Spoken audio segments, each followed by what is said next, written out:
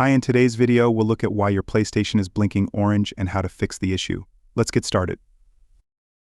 When your PlayStation blinks orange, it indicates that the device is entering rest mode. This blinking is your PlayStation's way of signaling that its rest mode has been engaged.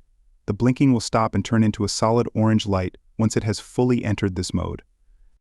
This typically happens when you press the power button once or select power from the function screen, followed by enter rest mode. To exit rest mode, you need to turn the console back on by holding the PS button on a USB connected or initially paired controller.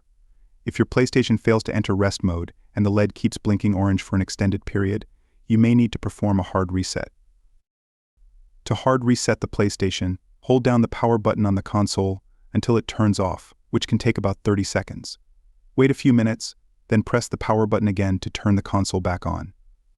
You will see a message stating that the system was turned off incorrectly. Press the PS button on the controller to proceed. This should resolve the issue.